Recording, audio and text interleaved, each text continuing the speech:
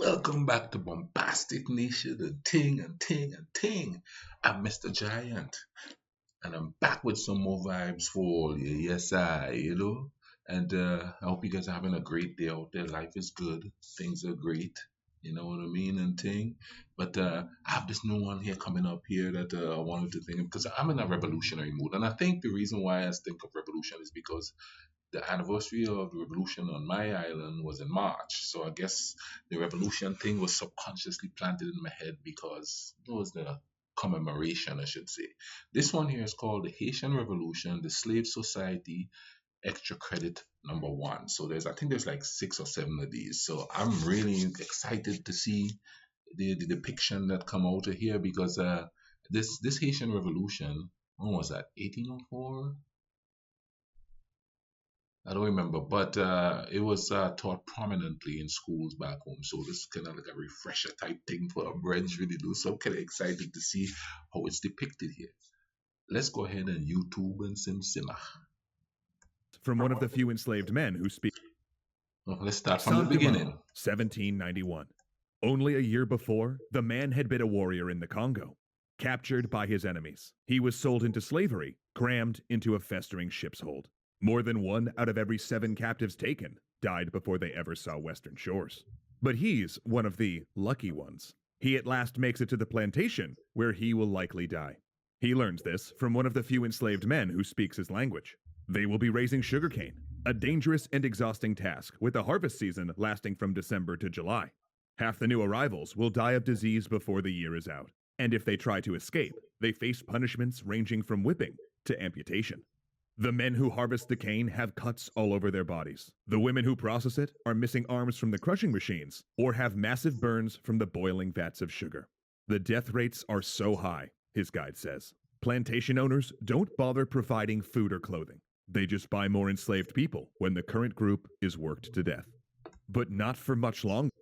That's crazy, man. Just for the love of money and thing, you're gonna do that to other fellow human beings. And this is not new. This has been going on through time. You know what I mean? There probably has been like, well, there not probably have been. There's some historical evidence, of that happened to different people in different times in society and or different times in the evolution of man. Well, shoot. Are we evolving if we keep doing the same thing? We keep doing the same thing. We only find better ways of doing the same thing. Well, better ways that would or should satisfy certain people. You know what I mean? And let's keep watching this. He says, it is good this new arrival is a warrior, because they have use for warriors. There's going to be a revolution. Revolution, baby. The Haitian Revolution is a unique event, both an offshoot of the French Revolution and an anti-colonial struggle. Haiti would become the second American nation to successfully win independence. And it remains, to this day, history's only example of enslaved people successfully rising up against their oppressors, an act that stunned the world and reshuffled the political order. From inspiring movements in other colonies to forcing Napoleon to sell Louisiana to the United States, its effect would be profound. But there is no good ending for the people that fought and died to create the world's first government led by liberated slaves. For the example of Haiti's revolution, including the violence of its rising, caused other nations to do everything they could to weaken the young government. Policies that, 200 years later, still impact Haiti and contribute to its current difficulties. But the roots of... So I personally think that the way Haiti is, it's like a punishment for fighting and being successful at freeing slaves. I really do. I mean, they just constantly suffer. And then they go, well, look at all the dictators there and the dictators. Then you look behind the dictators and there's strings being pulled. You know what I mean? Who's giving them the arms? They're not making the guns on Haiti. So where are they getting the guns from? Who's selling it to them? You know what I'm saying and thing? But it seems like it's a punishment that they just can't get ahead. Oh, you made us look stupid, but you gonna suffer. And it's not like a concerted effort to the point where it's been so long that they don't even have to really enforce anything. It's just that way because that's the way they are. They're not very civilized. If if you listen to some people talk and all of that, because of the boat people and the violence and stuff like that. So it's just treat them like less than. So you fight for your freedom, you get your freedom, only to be treated less than anyway. That's crazy. Of that instability were there from the beginning, because the economy of the French colony of Saint-Domingue, later known as Haiti, was largely devoted to a single plant. In Saint-Domingue, sugar was king. French settlers arrived on the island of Hispaniola via Caribbean piracy, and though the island had been Columbus's first landing place in the Americas, after a century as a Spanish colony, it was neglected and sparsely populated. By 1625, French pirates had begun setting up agricultural settlements on the western side, importing large numbers of African slaves. By 1697, the division was official, splitting Hispaniola into the French Saint-Domingue in the west and the Spanish Santo Domingo in the east. And within 50 years, Saint-Domingue was a crucial part of the Atlantic trade.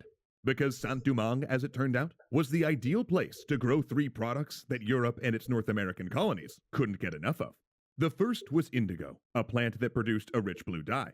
Next was coffee, the beverage of choice during the Enlightenment. But mostly, it was sugar, a substance Europeans couldn't get enough of, whether raw or converted to rum. And the tiny colony of Saint-Domingue produced about half of the coffee and sugar consumed in Europe. It was by far the wealthiest colony in the Caribbean, if not the world. You see, that's what I was about to say. See, Haiti was the cash crop, and then these slaves took that away from them.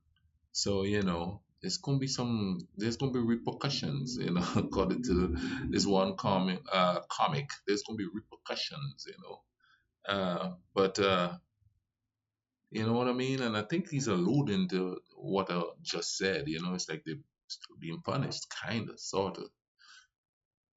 But without it being direct punishment, it's just like, oh yeah, it's them. Who cares? And the jewel of France's imperial crown. In fact, 1 in every 25 Frenchmen had a job supported by the Saint-Domingue trade. But there was trouble underneath the surface of this economic powerhouse, because Saint-Domingue was a slave society. A place that didn't just have slavery, but was structured entirely around the bloody institution.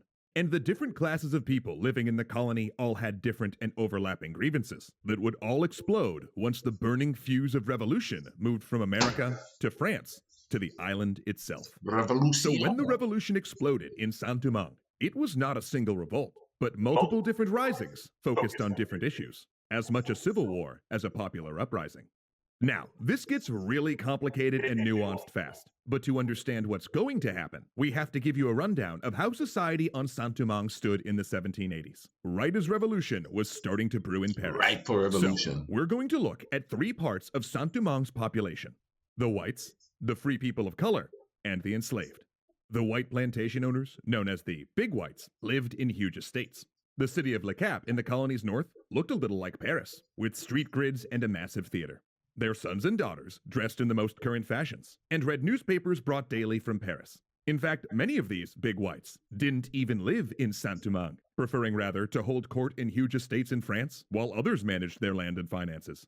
Though rich, the Big Whites chafed under French economic policies, which forbade them from diversifying the local economy or selling their product to any place but France, even though British Barbados and America wanted their goods. And as the American colonies rose up, these Big Whites found themselves identifying with revolutionary plantation owners like Washington and Jefferson, and began to wonder if they too could win more economic freedom with a similar Declaration of Independence. Below these Big Whites were these so-called Little Whites, Frenchmen who arrived trying to make enough money so that they could go home rich. They were the bookkeepers, the plantation overseers, or shopkeepers. They, in other words, fulfilled any job that did not require physical labor. These Little Whites resented the Big Whites for their money and power, looked down on the enslaved as inferior, and considered the colony's free people of color, often richer and better educated, as economic rivals. The free people of color require a bit of explanation, as they were a fairly unique class to the Caribbean. In the early days of the colony, men outnumbered women heavily, and there were few female colonists. This led to a large number of Frenchmen having coerced or violently forced relations with female slaves. In some cases, these French men freed and married the women or freed the resulting children. Over time, this created a class of people known as the free people of color, who became a distinct economic. That's really interesting right there. So now on the island, I know they call them mulattoes at some point and all of that because we had our own slave uprising by a guy called is that Julian Fedor? It's Julian or Julius Fedor. I couldn't get I can't remember the first name, but but that was like the 1600s, I do believe, or the 1700s, and he held my island for 3 years before the British came back and took it from him. But so I guess he would be sort of like the free color people because he was, the descendant of a slave and a slave master. There's all kinds of parallels. It's kind of cool. Well, cool in the sense that it's history to learn.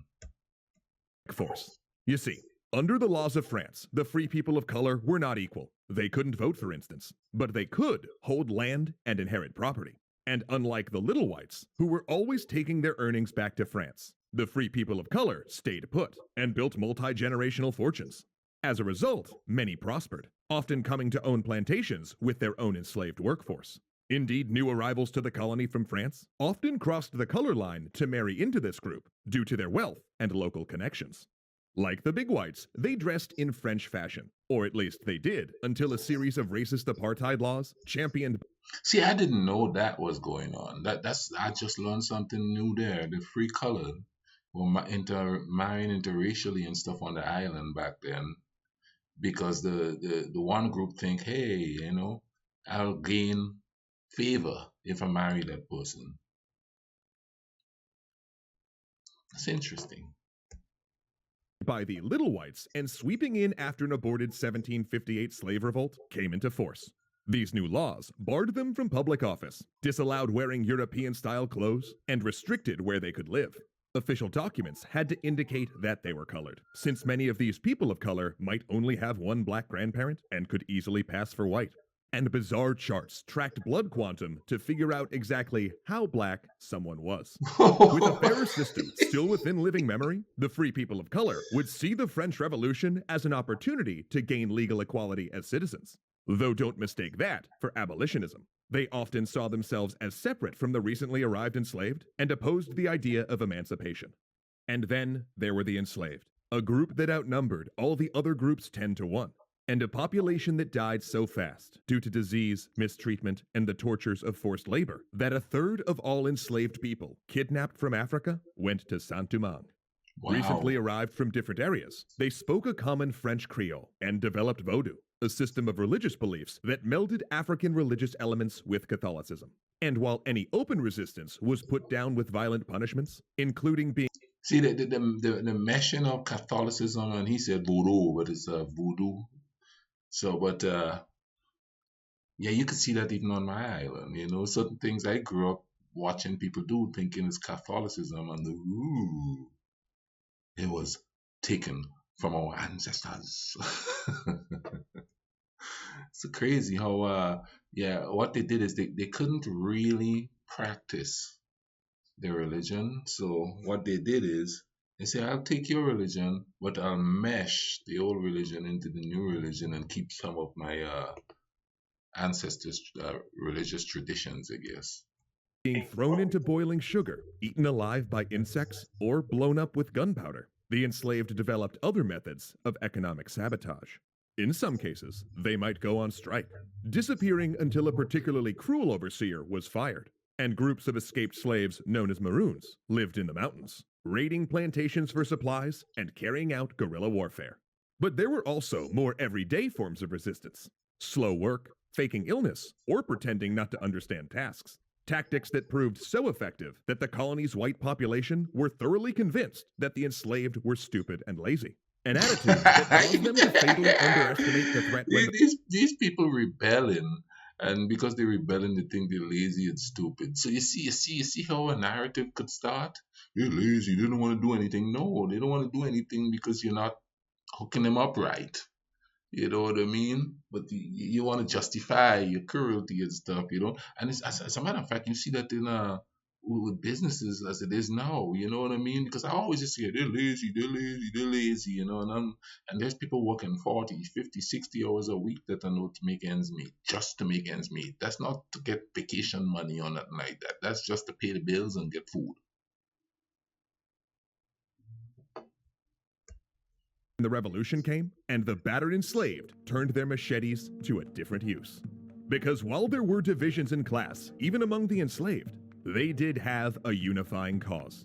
They wanted freedom, and to put the plantations to the torch.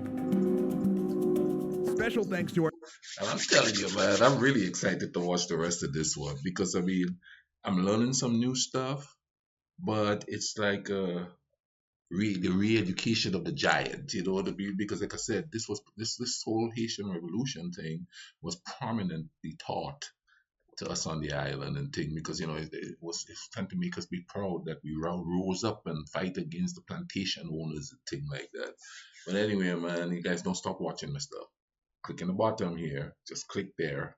I think one is the most recent video, and then the other one is a playlist of the videos that take so I'm gonna fix up that playlist so that stuff like revolutions are all in one.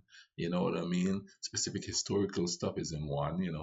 I'll make it easier so you can just go click. If you don't like something, you just click on a specific one that you like and you watch it. I'm gonna hook you guys up. But anyway, you guys take care of each other, okay? Cool runnings.